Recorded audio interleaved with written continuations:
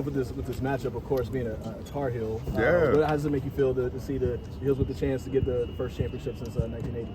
Feels good. And to have this opportunity means a lot for this Carolina program. You know, I talked to a lot of people, even Matt Brown, before he even said it. Was, you know, if you were 9-3 going into this game and said you were here to play this game when only 2 teams play on this Saturday, would you accept that as a Carolina, you know, truly team, fan base, literally anybody if you're, you know, in that Carolina program? And it's yes, you know, this is where you want to be. So for me, it's take advantage of that. You know, don't take for granted, don't mope on the weeks before.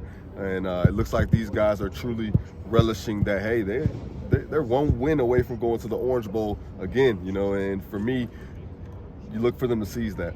What do you think the keys to the game should be for Carolina to try to get the win over a Clemson team that's been tops in the ACC for the last 10 years? There's a list, but with every game there's a game plan, and I think the game plan has to be find ways to protect Drake May, allow him to have a little more time, be a little more patient. It's the 3-man, 4-man rushes that we're getting beat with. You have to find ways to lock those up. You know, when you get beat by 6, 7, it happens. But those 3 and 4s we can't allow to beat us. And I say we, you know what time it is. And for me on defense, you have to be opportunistic. Let's be realistic. You know what they're going to do, and what is that? Run the ball. You know, for me, put the hands in DJU's, you know, put the ball in DJU's hands and see what he can do with it. You know, if he beats you, he beats you. You know, we've seen him play at heights of Wake Forest game, and we've seen him played in lows like last week where he doesn't even throw for 100. So what DJU can you make him? How can you make him uncomfortable? And the defense just has to find ways to give Drake May more opportunities. You played here for the Panthers in 2015. Yeah. Were you at that championship in 2015? No, I wasn't. I think we had an away game that game. It's good. Were you able to watch on TV? Of course. Y'all know what time it is. I see you in the gear. You know what I mean? Your ref snubbed us. Snubbed us. What were your memories about that game?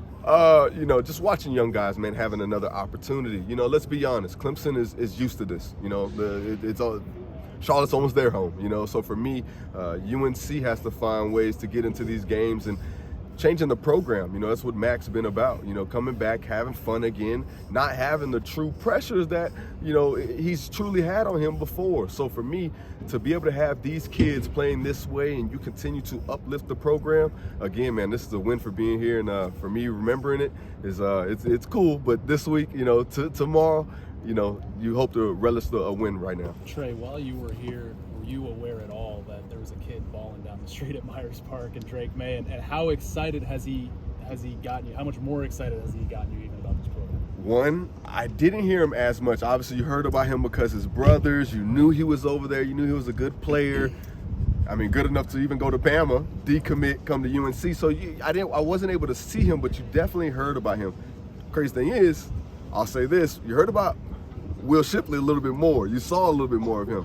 But going back to Drake, you know, for him to be able to take the step the way he did was truly unbelievable. I don't think anybody could imagine Drake May being able to do what he's been able to do. And I believe he was the second quarterback, you know, to last being named quarterback, a starter of his team. So Drake May right now is looking light years ahead of time. You know, you have people even talking about if he was taken out of this draft this year, he'd be the #1 quarterback. So right now it's how can he continue to grow, and growth comes in all types of ways. It comes in off the field with media, off the field, you know, training, off the field mindset. You know, it's easy to be young and feel like, man, I might be there. It's easy to be young and allow pressure to get on you. You know, when we truly started talking about Drake May and the Heisman, you saw those little limp games. So you're gonna find ways that Drake May can continue to get better, and on the field, man, there's only so much that he needs to get better at. He's truly showed that he's almost in a league of his own when it comes to NCAA right now. So it's cool to see what he'll be able to do next year as well. I'm gonna ask you about Josh Downs, like as a DB, like what do you see in him, and what does Clemson need to do to kind of stop him and keep him out of the end zone? Well, last couple of weeks, people have found ways to slow down and contain, you know, Josh Downs, and that's surprising. It doesn't happen a lot, but how does it happen? You find ways to drop back into those 7- and 8-man zones. You find ways to not have to play one-on-one with Josh Downs, because Josh Downs was winning at a one-on-one rate over 90%.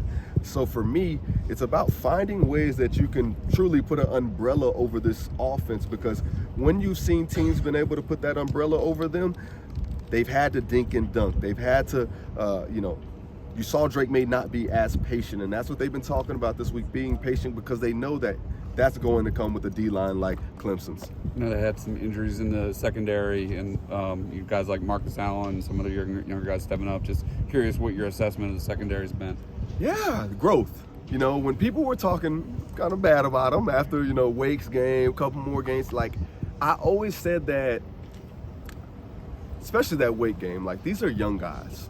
These are still studs, 4 or 5 stars out of high school.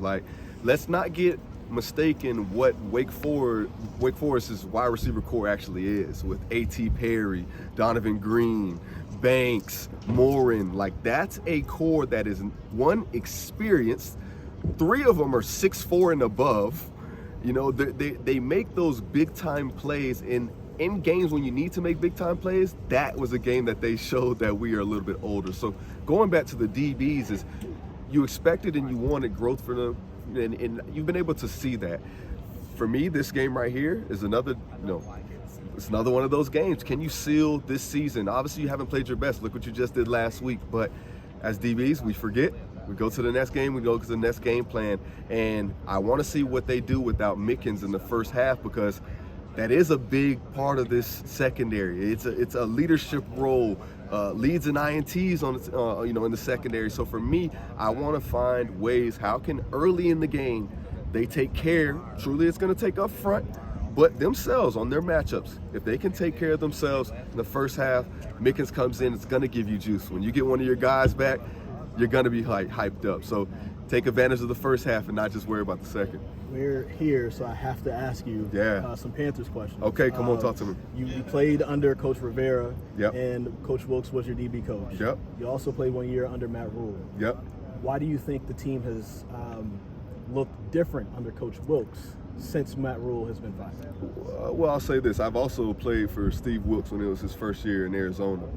And for me, Steve Wilkes is a man of integrity. When you talk to Steve Wilkes, you know that he wants the best for you. And truly, if he gets the best out of you, it's going to be the best for him, and you work together, and he's a man who is an amazing leader. He has dignity when it comes to whatever he says out his mouth. It's not, do as I say, not as I do. No, he's going to do exactly and set the example for who you should be. Comes in early in the morning, leaves late night. Shoot your text in the middle of the night. I don't mean to rhyme, but that's just who he was. To this day, I still talk to him. I've communicated with him this season, and I am truly happy to see him get this, because you knew that if things kind of went the way they did, you were hoping that he would get this position, and to see the guys playing the way they are, man, you can always tell a team by the fight they have for their coach, and that is a difference between laying down. And I played for teams that we've been in interim coaches, and we've been on different coaches where guys, they don't want to fight for you. You're not really one of us, and that's what you have to be. You have to be a team, and that's what Steve Wilkes brings. He's a guy who knows how to rally the troops, and you've seen why this team has been so special while he's been at the realm. Did the team not fight for Coach Rule?